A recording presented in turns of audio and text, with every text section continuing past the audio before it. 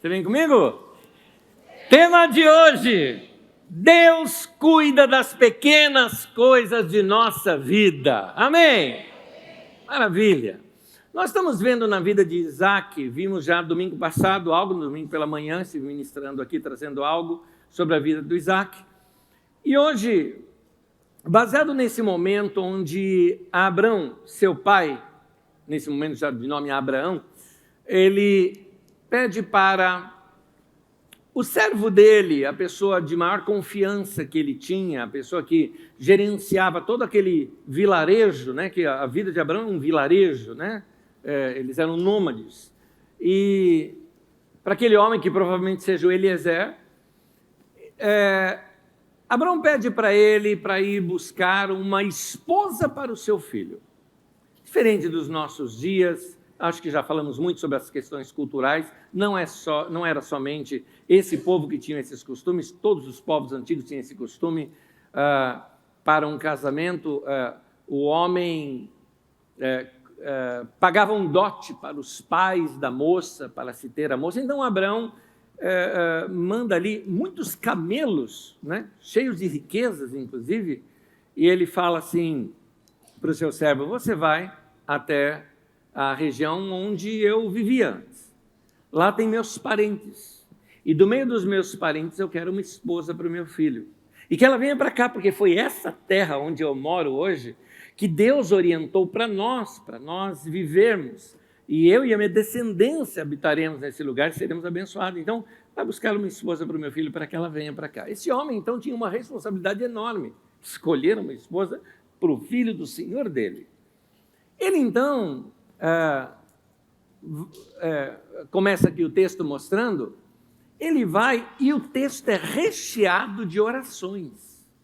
O texto é cheio de oração porque esse homem vai mostrando uma dependência de Deus em detalhes. É por isso que eu estou dizendo que Deus cuida da gente nas mínimas coisas, nas menores coisas, nos detalhes da vida da gente.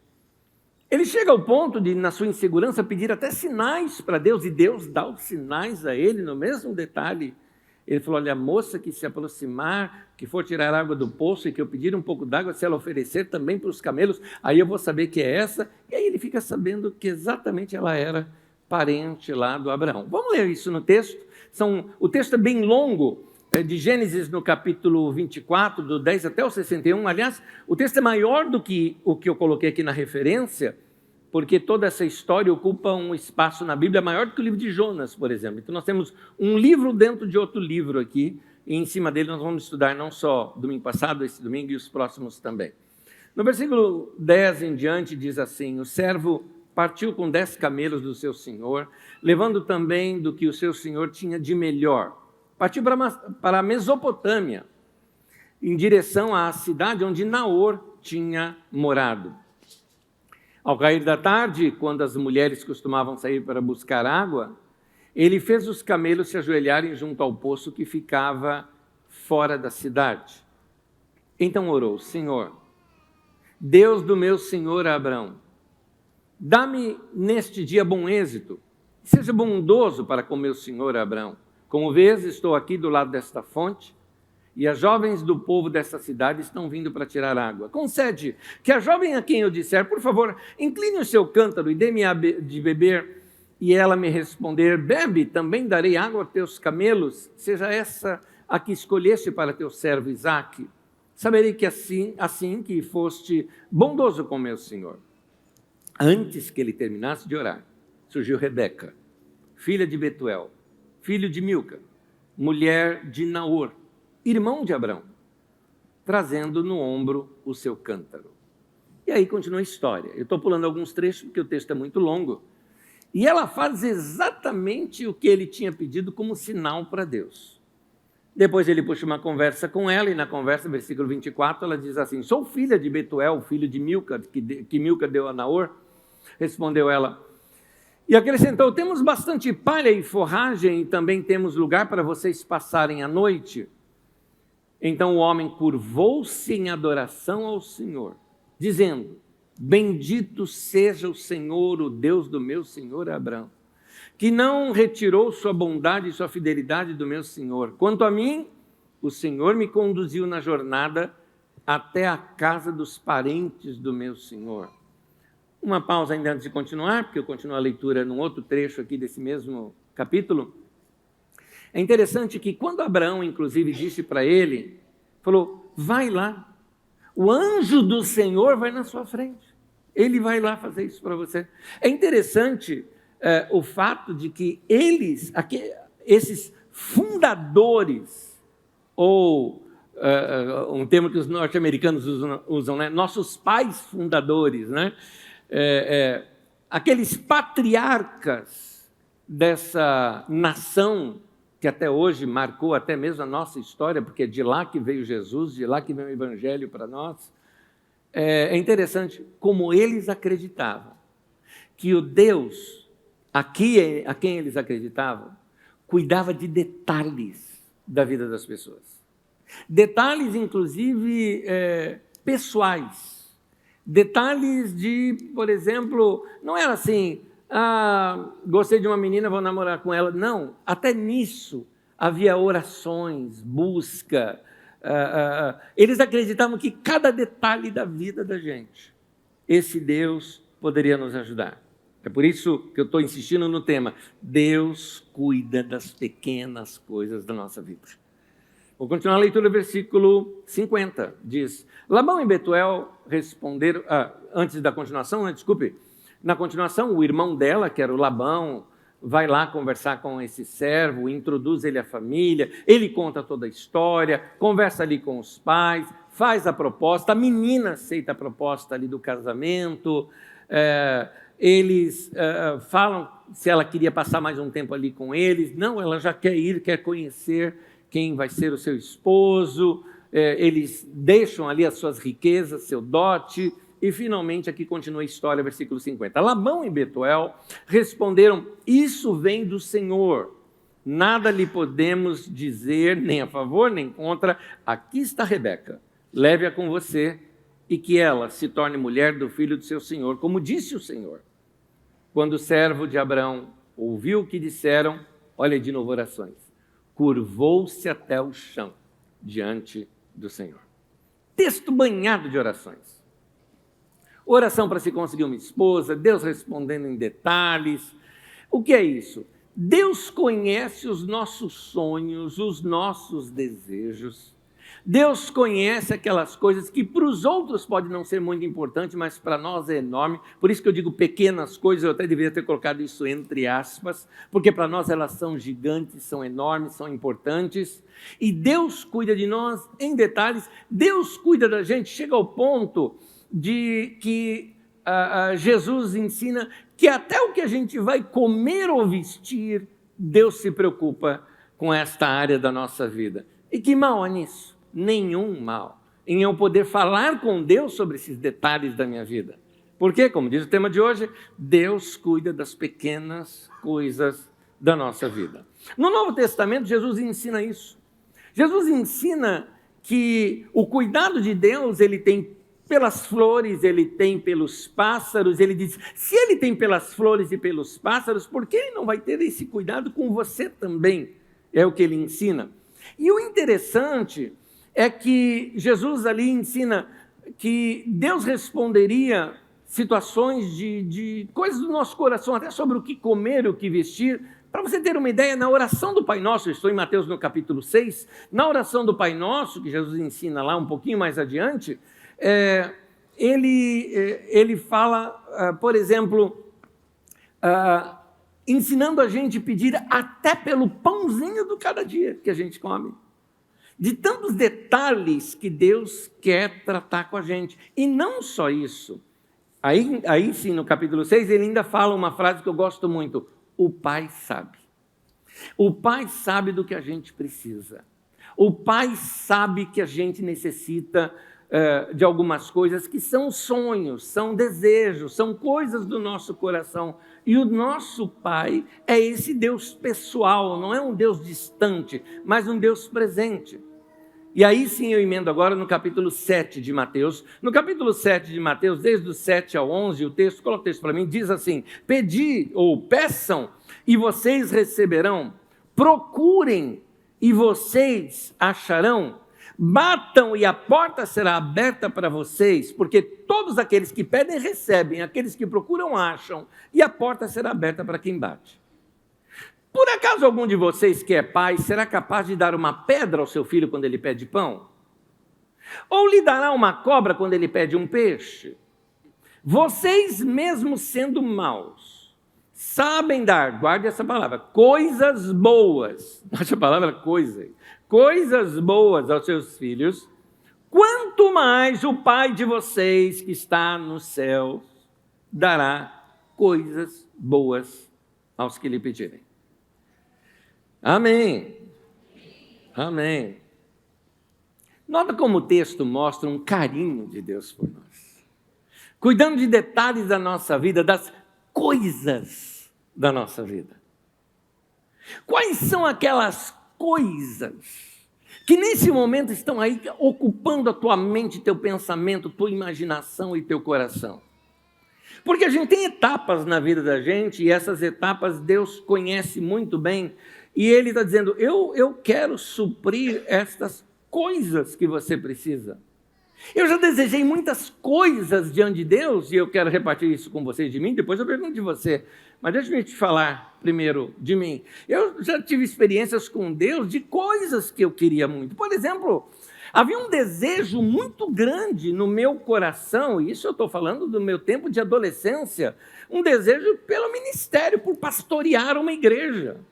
Mas para mim era uma coisa muito distante ainda. No entanto, era uma coisa, um desejo do meu coração. E Deus foi trabalhando isso na minha vida. É interessante, uma coisa que eu desejava, uma coisa que eu queria, era uma coisa minha. Sim, eu orava como aprendi a orar com Jesus, seja feita a tua vontade, não a minha. Mas hoje, olhando para trás, eu sei que aquele desejo foi Deus que tinha colocado no meu coração.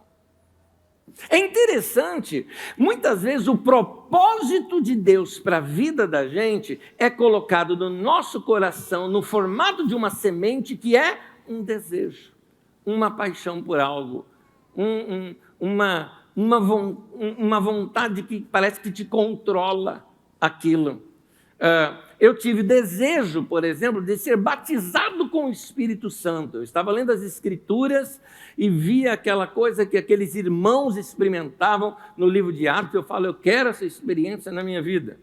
Eu tinha um desejo de conhecer as Escrituras, de entender sobre as coisas de Deus. Lembro-me de cenas assim na minha mente, por exemplo, a Bíblia fala, Jesus ensina, por exemplo, que você deve, quando for orar, entra no teu quarto, fecha a porta do seu quarto, ou seja, tem o seu momento de particularidade, onde você pode se abrir ali com Deus, e depois, eu chamo assim, o teste do quarto fechado, né? Ninguém sabe, só você e Deus, e daqui a pouco você pede e aquilo acontece na sua vida, você fala, Ele estava me ouvindo, é lindo de ver isso.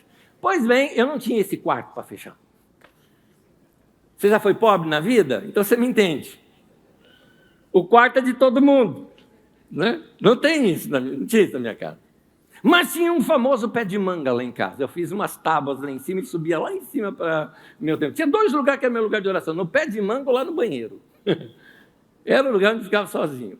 Mas eu me lembro de uma cena, lá no alto do pé de manga, sentado, Bíblia aberta, pedindo para Deus, me leva a entender esse texto.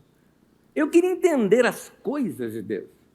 Então você nota que o seu desejo pode ser por diversas coisas. Só que às vezes nós pensamos que Deus se preocupa só com essas coisas da espiritualidade, porque a gente tem uma mania de achar que a espiritualidade tem a ver somente com aquilo que é eterno. No entanto, tudo na nossa vida é espiritual. Tudo na nossa vida é importante. Porque também eu tinha um desejo pela vida.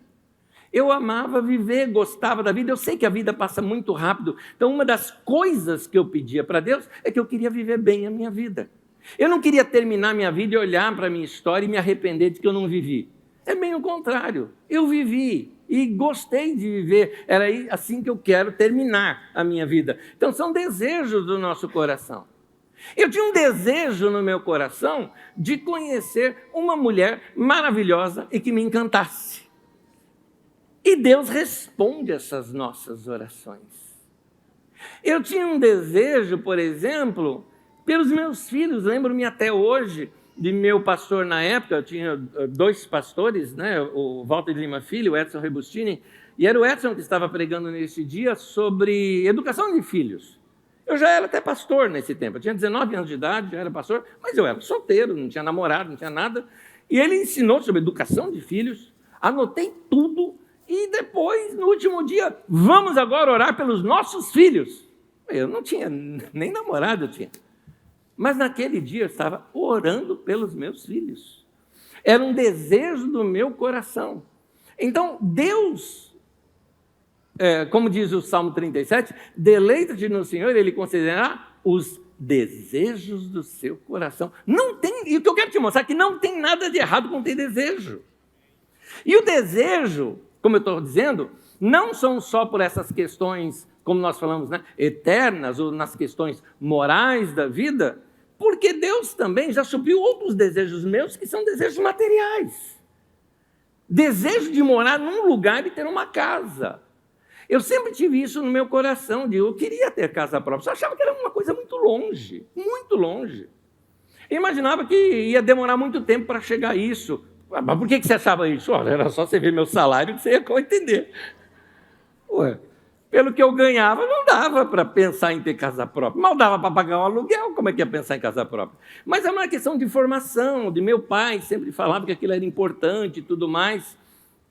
E sempre achando que essas coisas, não é? Nós deveríamos levar também na oração. E levava sim na oração. Eu só não imaginava que eu iria conseguir tão rápido quanto eu consegui, por outros motivos. Eu me lembro, você vai ver aqui adiante que eu vou tocar nesse assunto, eu acho muito importante quando a gente vai orar, a gente ter uma visão muito clara do que a gente quer. Não é por Deus isso, Deus não precisa dessa visão nossa, mas nós precisamos. Porque senão a gente vai ficar igual, eu chamo assim, igual cachorro no açougue, né? Qualquer coisa serve, né? Quando qualquer coisa serve, quando você recebe, você não sabe se recebeu ou não. Então, é importante você ter uma imagem clara para você objetivar o que você quer. E eu me lembro que aqui mesmo na Carisma, eu ensinava isso para os irmãos, eu falo, tem uma imagem muito clara, era um costume que eu tinha, por exemplo, quando eu queria alguma coisa, às vezes eu deixava uma imagem no desktop do computador, porque eu queria memorizar, aquilo é importante, eu queria sempre ser lembrado de que aquela é uma oração minha, é um desejo meu, sempre fiz isso. E eu me lembro que a gente saía, como existe hoje, por exemplo, que as pessoas distribuem esses panfletos de apartamento, de casas e tudo mais, a minha esposa pegava todos. E um detalhe, tá? Ela visitava todos. E eu falava isso para ela, falei, quem te vê, pensa que você vai comprar assim, uns 3, uns 5. Já chegava assim, sabendo o que ela queria, às vezes entendia do apartamento mais do que o cara que estava vendendo, né? E numa dessas, eu me lembro uma vez que ela até estava um pouco doentinha tal, eu falei, preciso fazer alguma coisa para alegrá-la. Eu falei, vamos ver um apartamento. Deixa eu saber que ela ia gostar. Qual? Ela falou, olha, tem esse. Sabe quando você tem um monte? Ficou boa na hora. Fomos ver um, eu me lembro, e quando nós fomos, gente, sabe quando você se encanta com o negócio? Alguém hoje poderia olhar e falar, Neto, qual que era para eu te mostrar? Falar, nossa, que simplesinho para você. Para mim era o máximo aquilo, né? Máximo. Então, quando nós encontramos o lugar, eu me lembro, entrei no lugar, me encantei. Tinha tudo a ver, alguns detalhes nossos que eram até pessoais. Deixa eu abrir esse parênteses, vai te contar. Uma das coisas que eu achei muito pessoal é que exatamente da janela ali da sala, do quarto, alguma coisa, eu avistava o Pico do Jaraguá. E o Pico do Jaraguá tem uma ligação comigo. Eu tenho assim, um negócio com aquele lugar, né? Eu tenho muita história ali minha com Deus. E eu percebi, eu falei, é isso. É. Ela falou, eu falei, também é. Quem disse que a gente tinha dinheiro para comprar? Quando eu fui fazer a proposta, o meu salário não dava o valor da prestação, entendeu? Mas assim, eu conversei com o cara, ele falou, olha, isso daqui é de um banco tal. Qual que é o banco? O banco é esse. Eu falei, vamos falar com o gerente. né? Deixa eu falar com o gerente do banco. Procurei, acertei lá qual que era a financiadora, o banco e tal. Fui falar com o gerente. Olha só, vou contar essa história para vocês. Eu me lembro que aquele dia eu cheguei lá no gerente, que é uma cara de pau, né? É só começar a falar, moço, ó, não dá, mas dá. O brasileiro pede jeito para tudo, né? E eu lembro que eu cheguei assim, sentei, fiquei esperando a pessoa que estava sendo atendida. Quando o gerente, a pessoa saiu, o gerente me chamou, aí ele olhou assim para mim e falou, eu te conheço, você não é pastor? Eu falei, sou sim, senhor. Ele falou, puxa, rapaz, que coisa legal, eu fui padrinho e minha esposa somos padrinhos de um casamento, e você que estava fazendo o casamento. E ele começou a contar dele da esposa, como que foi bom, olha, foi muito bom aquilo, e tudo mais e tal. E ele estava assim, ele ficou falando um tempão, e eu deixei ele falar. Fala. E ele falando, foi muito querido, ele me recebeu muito bem, até com muita honra. Ele falou, o que eu posso fazer por você? Eu falei, olha, moço, eu não quero, por favor, não quero abusar, não estou ligando uma coisa com a outra, tá? Mas ele falou, não, assim, é minha parte, está no poder da minha caneta fazer isso e tal. Saímos de lá com tudo pronto, podia fazer, pagou e tal. Foi suado, foi, né? O mais legal disso tudo é membro da Carisma até hoje. Isso é legal. Gente querida demais os dois ali, gente querida. Mas eu vou ser grato a eles pro resto da minha vida.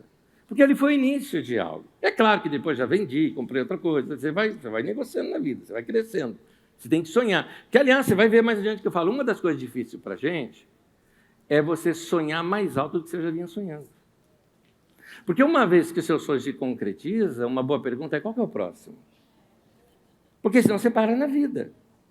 Quando você para de sonhar, você para de crescer. Você perde a motivação para o crescimento. Deixa eu voltar aqui onde é que eu estava. Os desejos da vida da gente podem ser diversos. Pode ser desejo de viajar. Eu era criança, me lembro, via um avião passando, falava, um dia eu quero ir nisso daí. Já foi. Eu sei que alguns de vocês estão falando, nossa, cada coisa... Irmão, é pobre, tá? Então, a gente aprende a gostar, a valorizar uns negócios que para os outros não dão tanto valor. Mas tem outros desejos na vida. Minha avó, por exemplo, me ensinava, quando eu era criança, a gente decorava alguns textos da Bíblia Sagrada, e um deles em Provérbios 2, que ensina clamar por inteligência, por sabedoria, por conhecimento. Uma das coisas que eu queria na vida, eu queria conhecimento. Queria sabedoria na minha vida, e ainda quero. Esse é um desejo na minha vida. Eu quero sabedoria na minha vida. É um desejo na minha vida que eu sempre tive, tenho e vou continuar tendo. Um dos pedidos meus, eu quero uma vida estável e equilibrada. Eu quero isso, eu acho que talvez seja um desejo seu também. É um desejo do meu coração. Gente, falei demais de mim. Quero saber de você agora. Qual é o seu desejo? O que você quer? Jesus chega diante de um homem. É interessante. O homem percebeu que era a única chance que ele tinha. Alguém falou para ele, o tal de Jesus de Nazaré está vindo hoje na nossa cidade. Esse cego ficava na porta da cidade. Ele percebeu, é a única chance que eu tenho. Ele começou a gritar, Jesus de Nazaré, tem misericórdia. E ele ficou gritando, e o pessoal tentando fazê-lo calar. Jesus ouviu e falou, deixa eu vir. E é interessante a pergunta de Jesus, quando ficou frente a frente. Imagina o homem, frente a frente com Jesus. A pergunta de Jesus, o que você quer que eu te faça? Eu sei que você pode achar que é estranho, né? O homem é cego e Jesus pergunta o que você quer que eu faça. Mas não é estranho, não. Se você quiser entender melhor isso, tem uma mensagem chamada Os Dois Cegos. Aí você vai ver ali a história de Bartimeu e o outro que eu chamo de cego, que é o Zaqueu, né? Um cego que via e um cego que não via. Então, você vai entender melhor ali ouvindo essa mensagem. Mas é interessante a pergunta de Jesus, que ele pode fazer hoje para você. O que você quer que eu te faça? Porque às vezes a gente chega diante de Deus e não sabe o que quer. Veja bem, Deus não precisa disso. Ele sabe o que tem no nosso coração. Aliás, Ele sabe que você vai orar antes mesmo de você orar. Ele lê os teus pensamentos, o teu coração, os teus sentimentos e as tuas vontades, os teus desejos e mais ainda, as tuas intenções. No entanto, é você quem precisa disso. Por isso, eu quero provocar você a ter um sonho, um desejo claro. Porque você vai ficar esperando para ter um sonho quando? Quando tudo estiver melhor, eu vou ter um sonho. Se a gente ficar esperando as melhores condições para sonhar, quantas coisas você acha que você vai realizar na vida? Porque a vida não é fácil. Todo sonho, todo desejo, todo plano tem consigo as suas próprias dificuldades. Eu quero repartir com os irmãos, não só nesse domingo que vem eu continuo, algumas coisas que aprendi ao longo da vida e que eu quero repartir com os irmãos. Por isso que vocês vão ver que algumas são até repetitivas, você já ouviu. Até frases que eu costumo repetir sempre. Porque para mim elas fazem parte da vida já, da história nossa. São ensinamentos que me deram ânimo para, quando eu coloquei meus alvos e sonhos e desejos diante de Deus para a minha vida, eu percebia que essas coisas me direcionavam. Primeiro deles, não custa nada sonhar. Pronto. Meu irmão, você não vai ficar mais pobre se você sonhar. Não, eu estou falando de dinheiro mesmo, não gasta um centavo você sonhar. Sonhar não custa nada. Eu gosto de alimentar a minha imaginação. Antigamente eu deixava assim até figuras para que aquilo eu memorizasse. E nunca me custou nada. E é gostoso quando você vê aquele sonho realizado na sua vida. Eu ainda penso igual aprendi muitos anos atrás num livro que li, Quarta Dimensão, de Yang Cho, um coreano, onde ele fala, você precisa ter uma imagem clara do que você quer, senão qualquer coisa serve. Como eu disse, Deus não precisa disso, mas a gente precisa. Agora, tem determinadas coisas que você fala, mas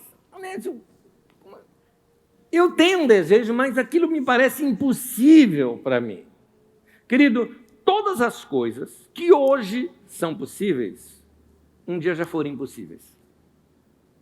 Portanto, alguém ousou imaginar, alguém ousou sonhar com algo que existe hoje. Se existe algo hoje, é porque alguém um dia sonhou com isso. Por exemplo, esse lugar onde você está e essa comunidade que você frequenta. Não fui eu sozinho, foi não é Corinthians, mas um bando de louco, né? Que juntos sonhamos aquilo e que hoje vocês, junto conosco, sonhamos por algo ainda maior que vai atingir a próxima geração e outras pessoas, fazendo, como diz Paulo ali aos Coríntios, para que irmãos em outros lugares deem graças a Deus pela sua existência. Então, os nossos sonhos são para abençoar outras pessoas também. O sonho é o começo de tudo que nós temos hoje. Alguém um dia desejou, alguém um dia sonhou com algo que é resultado daquilo que nós experimentamos. Agora, é interessante, hoje é fácil olhar para trás e dizer, aquilo era mesmo um sonho de Deus, né? Não é? Magda, lembra daquela reunião lá? Naquele tempo era a sua casa, né? A casa da sua avó, né? da tua mãe. Debaixo do pé de manga lá, lembra? Se a gente dissesse que naquele tempo a gente tinha uma imagem clara do que é hoje, não temos, mas nós tínhamos sonhos altos, um desejo alto. Agora, hoje é fácil a gente olhar para trás e saber, aquilo era de Deus, aquilo era de Deus. Hoje é fácil. O que eu quero te dizer, meu irmão, é que no futuro, você vai olhar para trás, para hoje, para esse tempo de hoje, e vai dizer, era de Deus mesmo aquele negócio. Agora fica mais fácil, porque nós temos esses limites humanos, né? Mas Deus não. Eu quero provocar você, espero encontrar esse coração aberto para a palavra de Deus hoje, que pode aí revolucionar a sua vida, seu modo de viver, o modo como você olha para a vida, porque é assim que Deus fez. Por exemplo, o que nós estamos vendo lá no texto, o Isaac ainda vai se casar, toda a história ali do romance dele com a Rebeca, depois ele vai ter 2 filhos, o Esaú, o Jacó. O Jacó é o que tem o nome mudado para Israel. Uma nação toda vai surgir. Tem toda uma história por detrás que nem eles tinham ideia de quanto que seria tudo isso. Mas a coisa começou lá com Abraão. E sabe como é que começou com Abraão? Com um sonho, com uma imagem, com uma imaginação que Deus deu para ele.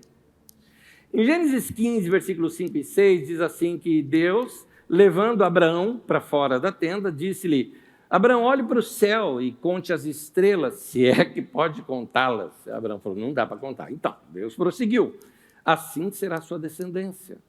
Abraão creu no Senhor, isso lhe foi acreditado como justiça. Abraão creu de que aquilo que era tão grande que ele não conseguia contar, seria sim a descendência dele. E a descendência de Abraão, segundo o Novo Testamento, hoje, é não só toda a nação de Israel e a sua história, como a igreja, porque nós também somos filhos de Abraão. Então, olha só você aqui, filho de Abraão. Você é um descendente de Abraão. Uma das estrelinhas lá era você. Entendeu? Ainda que Abraão não conseguisse decifrar tudo isso, era maior do que ele poderia compreender, mas ele tinha que esticar a sua imaginação. Os sonhos que Deus coloca no nosso coração é para isso, é para nos abrasar, para nos consumir, para nos fazer viver. A vida fica mais gostosa quando a gente tem um sonho, um alvo, um objetivo claro. Mas Abraão, ele já tinha conquistado uma parte do seu sonho, a terra prometida, o lugar onde Deus prometeu para ele já estava lá. É por isso que no texto a gente lê, naquele texto que nós lemos lá no começo, que ele não queria que o Isaac saísse de lá. Ele falou: Isaac, não, casa e fica aqui, porque Deus disse que me daria um filho, me deu você, e disse que a minha descendência vai ser enorme e que nós vamos povoar esse lugar. Abraão se tornou um cara... É interessante, Abraão já era velho, mas precisou rejuvenescer para ter um filho. E como é que Deus fez Abraão rejuvenescer? Deu para ele um sonho. Quando você deixa de sonhar, você ficou velho por dentro. Os sonhos renovam a gente. É por isso que com a vinda do Espírito Santo, diz que ele nos daria sonhos e visões. E diz assim: sonharão os vossos velhos, profecia do profeta Joel, citada por Pedro no Novo Testamento. Por quê? Para a gente ter experiência e viver de novo, experimentar o que é respirar vida de novo. As pessoas que não sonham, deixam o sonho morrer, ficam algumas vezes até meio amarguradas, chateadas com a vida, e às vezes amargas até com os outros e com ela mesma e com os outros. Então, mas ao mesmo tempo, as pessoas que se deixam ser tomadas pelos seus sonhos, por aqueles projetos de Deus que abrasam o seu coração, o que acontece? Elas chegam até a inspirar e motivar outros também. É assim que se faz. Segunda coisa que eu aprendi, que eu queria repartir com vocês e que tem pautado bastante a minha vida é essa: a minha imaginação é um dom de Deus. É interessante que a gente tenha a nossa imaginação, e desde criança é um dom de Deus, você tinha desde criança. Só que na nossa adultidade a gente deixa isso de lado e começa a achar que a imaginação é coisa de criança. É aí que você perde. É aí que, como diz Exupéry no livro Pequeno Príncipe, ele fala: você virou gente grande. Então você para de perceber algumas coisas que a criança percebe. Deus nos deu o dom da imaginação. E a imaginação, ela é criativa. Aliás, existem orações que são só imaginações. Porque a Bíblia chama isso de que aquilo que pensamos, ela não usa o termo imaginação, mas usa os nossos pensamentos. Porque se Deus sabe o que eu vou falar antes de eu falar, significa que Ele percebe os meus projetos, os meus pensamentos, a minha formação, as ideias quando elas estão se formando. Ali é a minha imaginação, ali são meus sonhos, ali são os meus desejos. Então, muitos desejos do meu coração viraram orações. E Deus leu aquilo. Deus percebeu aquilo. Olha, por exemplo, o que diz no livro de Efésios no capítulo 3, no versículo 20, diz assim: Deus é capaz de fazer muito mais, infinitamente mais, do que tudo que pedimos ou pensamos. Há coisas que eu apenas penso, tem coisas que eu apenas desejei, eu nem expressei para Deus, e Deus já tomou aquilo como oração, já percebeu. É por isso que eu estou falando do tema de hoje: Deus cuida das pequenas coisas da nossa vida. Ele sabe que aquilo é importante para nós. Muitas vezes nós achamos que Deus não se importa com detalhes da vida da gente, mas a gente tem que contar tudo para Ele. Traz Deus para dentro da tua vida pessoal. Traz Deus para dentro dos desejos do seu coração. Solteiros, vocês que são novos, tragam Deus para as suas escolhas, para os seus romances, para o seu namoro, para os seus desejos. Ou como diz um outro livro que fala, traz Deus para dentro do seu negócio, deixa Deus ser o seu sócio, não é? Traz Deus para dentro da tua empresa. Nós precisamos esticar, exercitar nossa capacidade de sonhar, de imaginar, porque isso foi Deus que colocou dentro de nós. E a gente precisa alimentar essa imaginação, porque ela cresce, ela dilata. Como é que eu posso aumentar a minha imaginação? Bom, leia bons livros, não é qualquer livro, é bom livro. Eu gosto de ler livros, inclusive, livros que talvez não é só livro de estudo e tudo mais, alguns livros são histórias. Porque esses livros que são histórias trabalham com a tua imaginação. Quem é um bom leitor prefere 1000 vezes um livro do que um filme. Porque o filme já é o livro interpretado. É aquele produtor que pegou, diretor, que ele pegou, interpretou as cenas e mostra as cenas para mim. Eu gosto de eu mesmo, né? Perceber aquela história. Eu lembro quando li um livro que gostei muito, alguma coisa, Hugo, estou esquecendo, o autor do livro Os Miseráveis, Victor Hugo. Victor Hugo escreveu Os Miseráveis, um excelente livro, pequenininho, mil e poucas páginas, pequenininho.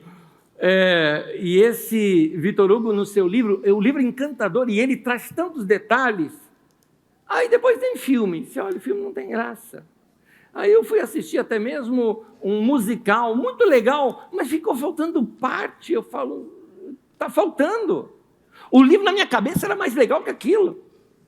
O livro na minha cabeça estava muito melhor do que aquele que me mostraram ali. Então, vá ler, para exercitar a sua mente. Eu gosto de, por exemplo, já falei isso para vocês, quando eu leio as Escrituras, principalmente no Novo Testamento, quando eu leio os Evangelhos, eu sou um dos discípulos, estou lá no meio também. Eu ando na poeira, eu percebo como é que é, eu vejo a cena. Eu gosto de exercitar a imaginação para eu entrar naquilo tudo. Converse com pessoas criativas. Assista boas entrevistas para entrar na mente, nas histórias daquelas pessoas. Essas são algumas coisas empolgantes até, que ajudam a gente a exercitar a imaginação e ter novas ideias, ver a vida de uma maneira diferente, como você está fazendo aqui hoje. Por que eu estou contando essas histórias, até minhas pessoais, para você? Para te inspirar, para que eu quero te perguntar, e a sua? Qual é o seu sonho? Qual é o seu momento agora? Eu costumo falar comigo mesmo, não sei se é assim também, eu falo comigo mesmo. Eu falo comigo, eu tiro barato de mim.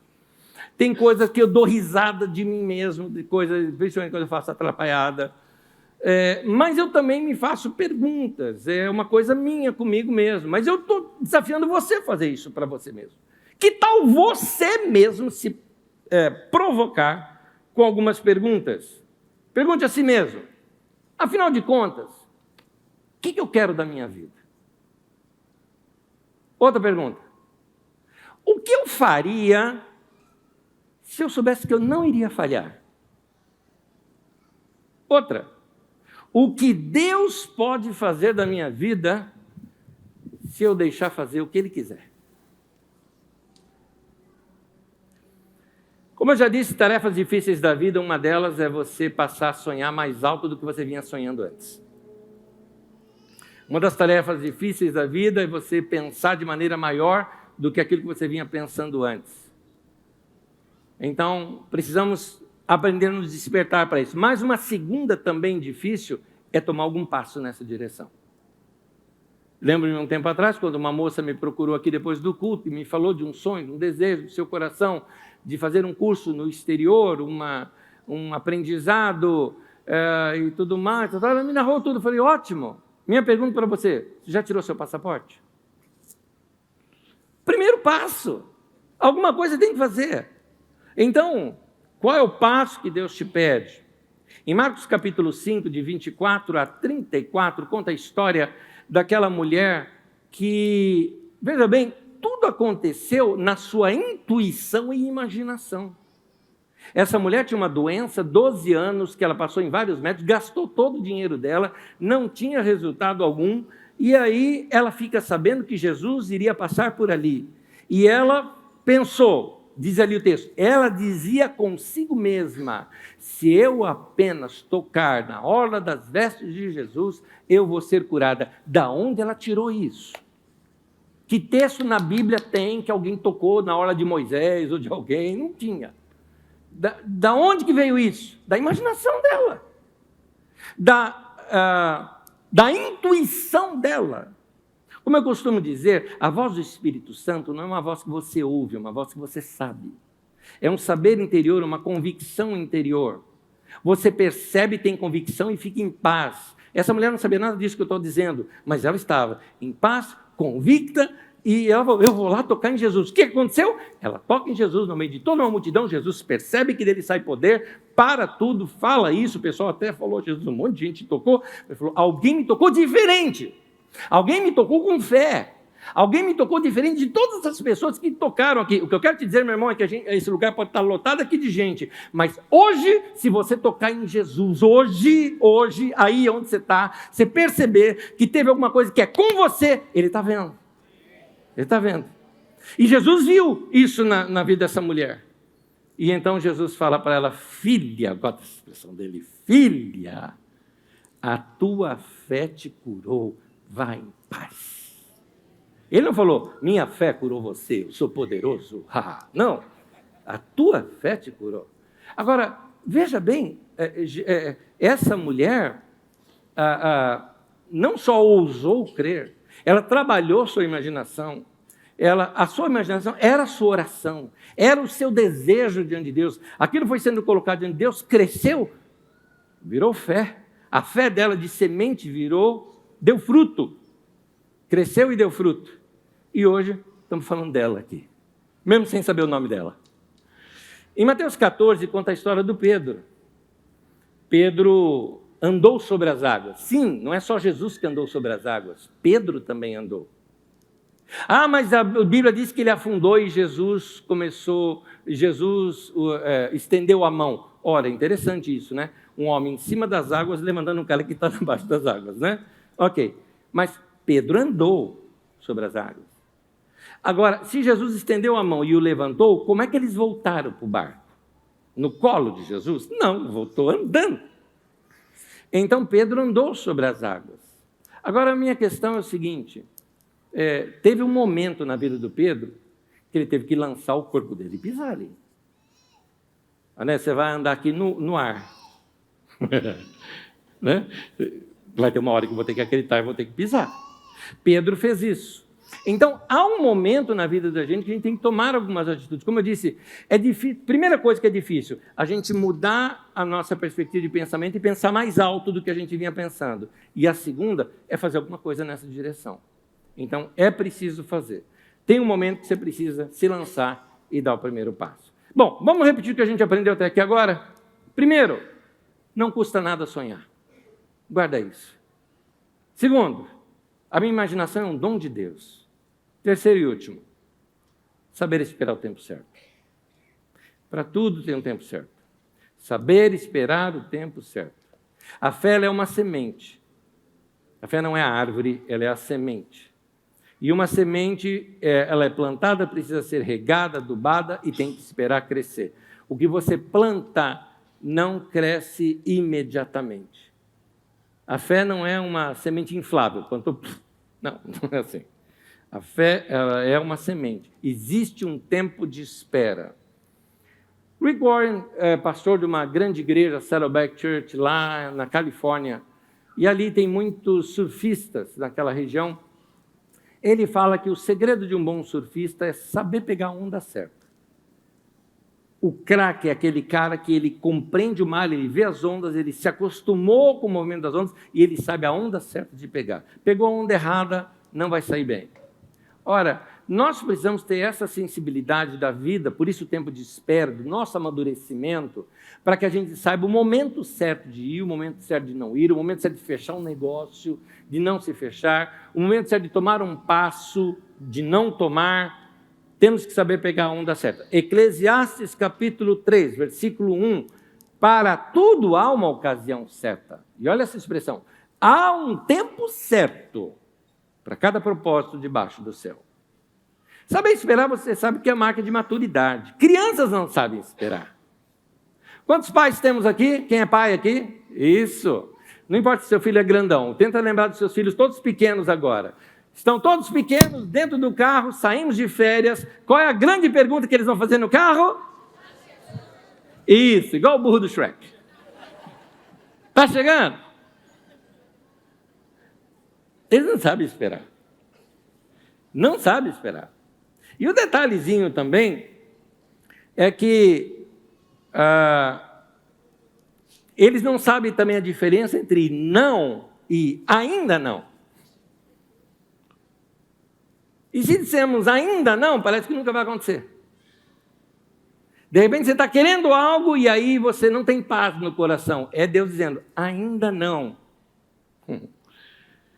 Maturidade te dá a habilidade de saber esperar. O que você deseja pode ser a coisa certa, mas ainda pode estar no tempo errado. Saber esperar o tempo certo é muito importante.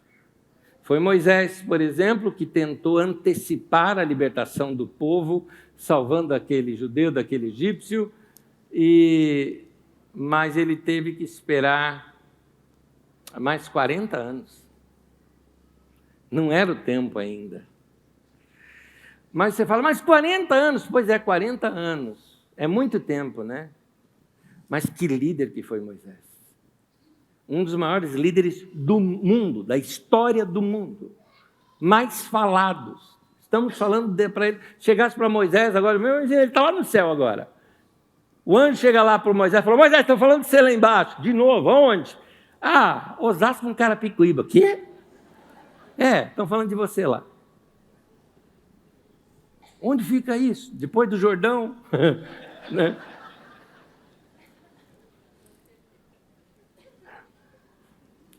Você está sabendo esperar? Ou você é do tipo de criança que quando a gente fala, agora não, aí a criança fala, também não quero mais. Agora não, não é não. É simplesmente, espera mais um pouquinho.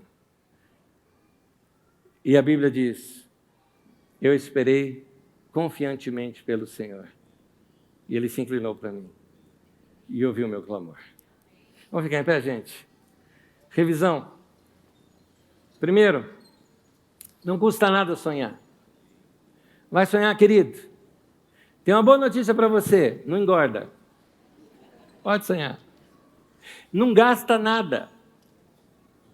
Pode sonhar.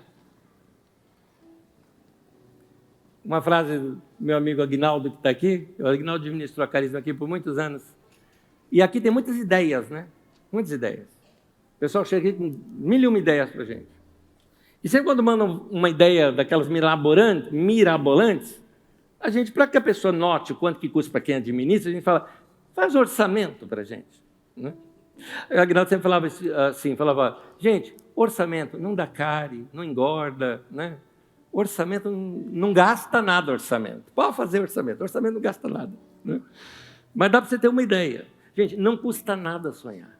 Pode sonhar. Segundo a minha imaginação, é um dom de Deus. Vamos usar a imaginação que Deus nos deu. Os desejos do nosso coração, como diz o Salmo 37. Detalhe, foi Deus quem colocou ali. É interessante, eu te contei um monte de coisa minha pessoal, eu hoje olho para trás e falo, foi Deus que colocou aquele desejo no meu coração. Foi Ele. Hoje eu sei. Na época eu sabia? Não muito. Achava, não achava? Claro que tem dúvida. Mas você tem paz quando Deus direciona. E por último, saber esperar o tempo certo. Precisamos saber que o tempo vai chegar. Você fala, e quando eu sei que o tempo chegou? Você vai saber. a paz de Deus vai guardar o teu coração e a tua mente em Cristo Jesus. Amém? Põe a mão no peito e vamos orar junto. Fecha os olhinhos para você prestar bem atenção naquilo que você vai estar falando. Eu vou orar devagar e você vai repetir comigo. Você vai pensar naquilo que você vai estar falando junto comigo. Ora comigo assim, fala: Deus, eu creio que existe fé ainda em meu coração. Por favor, me ajude a regar e levar essa fé a crescer. Leve a minha fé a ser algo grande. Me ajude a ver a mim mesmo como eu nunca ainda me vi antes. Leve-me a ver não o que sou, mas o que eu posso ser, com o potencial que o Senhor colocou em mim. Eu estou certo que o Senhor está ouvindo esta oração. Por isso, Senhor, eu espero a resposta. Em nome de Jesus, eu já te agradeço por ter me ouvido. Amém. Amém. Ao nosso Deus.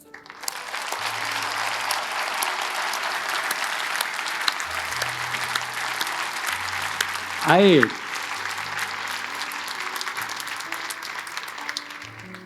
Nessa semana edifique a sua fé. Você precisa escutar essa mensagem de novo. Você não guardou tudo hoje. Não tem que escutar várias vezes. Divulga para seus amigos. Eles precisam ouvir também. Divulga para pessoas que às vezes você está junto. Às vezes só veio aqui a mulher ou o marido, chega em casa e fala: você vai ter que ouvir isso aqui também. Porque às vezes o sonho tem que ser coletivo. A gente precisa sonhar junto, não é? É muito bom essa retroalimentação do sonho. Então, cuida dessa semente que foi plantada hoje em você. Marcos capítulo 4, Jesus fala assim, que o pregador, o semeador, semeia a palavra. A palavra é uma semente. O ensino de hoje é uma semente no teu coração. Você fala: eu tenho fé. Não, você está num momento de despertamento. A fé vai crescer ainda em você. Você já tem fé. Ela é do tamanho de um grão de mostarda, mas Jesus disse: é suficiente. É suficiente. Porque Deus não depende do tamanho da tua fé, ele depende do tamanho dele, não da tua fé. É por isso que uma fé do tamanho do grão de mostarda já é suficiente. Então, deixa Deus fazer isso crescer dentro de você. Meu irmão, Deus abençoe. Vai sonhar, vai viver. Paz para você. Até domingo que vem. Deus abençoe, a gente se vê.